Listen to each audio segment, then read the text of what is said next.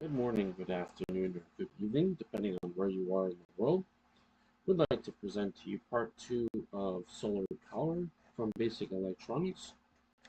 And before I proceed with the lesson, I would like to let you know that is advisable for you to go through the previous, I believe it is 9 lessons I have. Let's really add this here. So,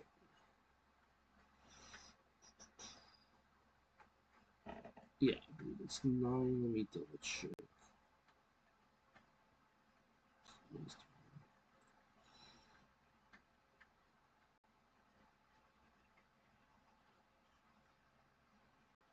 Okay, the previous 8.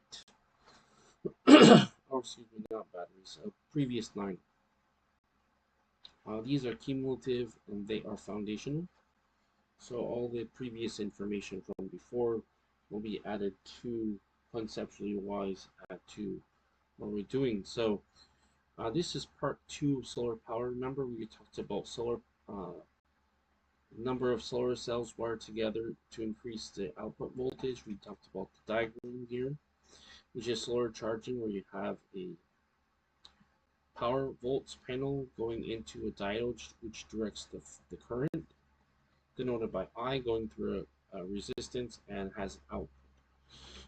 We talked about the formula for the calculation of a solar panel. We talked about storage capacity, denoted as C.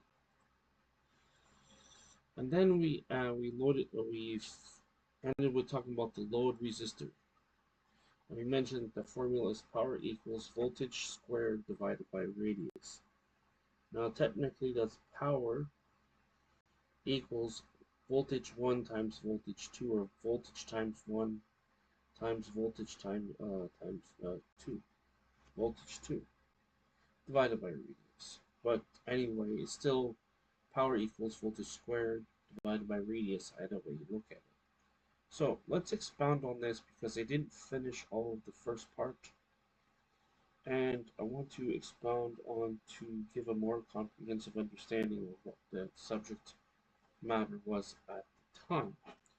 To remember something, just as a review, when it comes to using a load resistor attached to a solar panel, we want to be able to measure the voltage across the resistor and then be able to calculate the power output. Thus, the power output, or denoted as capital P, of the solar panel, as you see denoted as capital P, as calculate capital P equals capital V squared divided by capital R.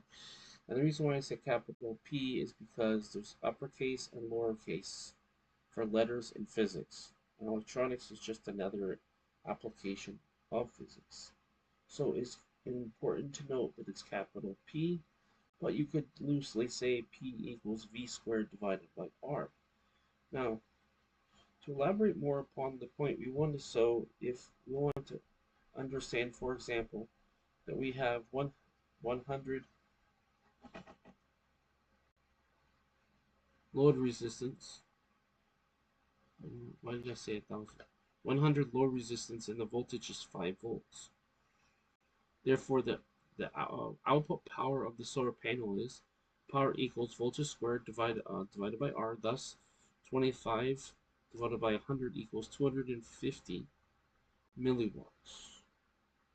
Remember, wattage has to do with power, which is denoted as P. Okay, milliwatts is the power output measurement, and the formula is denoted P equals V squared divided by R.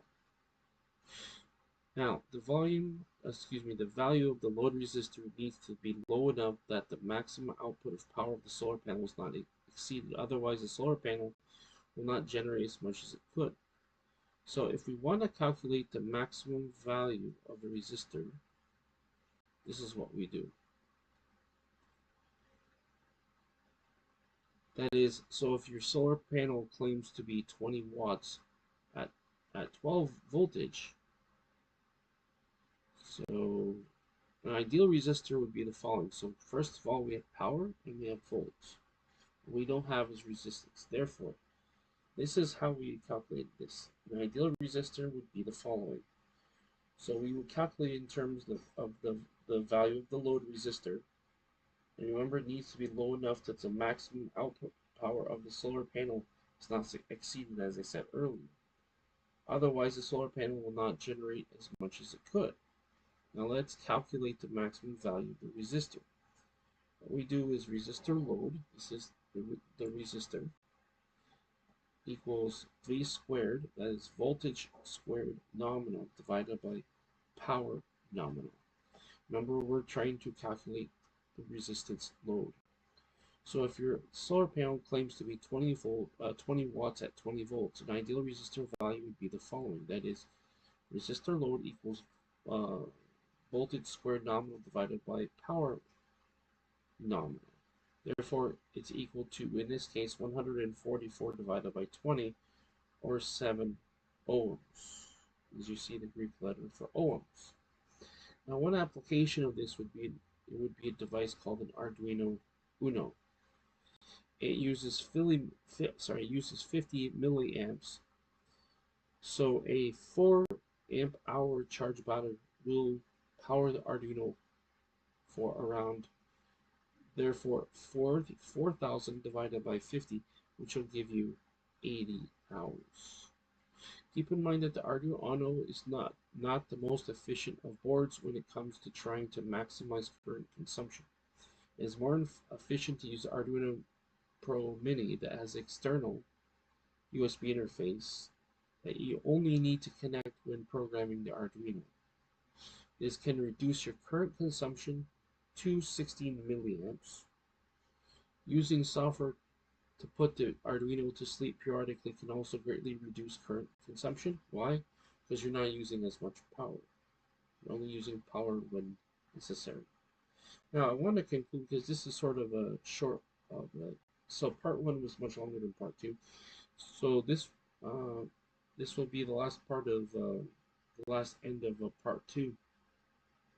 So keep in mind that when you power a Raspberry Pi with solar, you want to use a 12-volt solar cell, charge controller with SLA battery, with a 12-volt to 5-volt power adapter.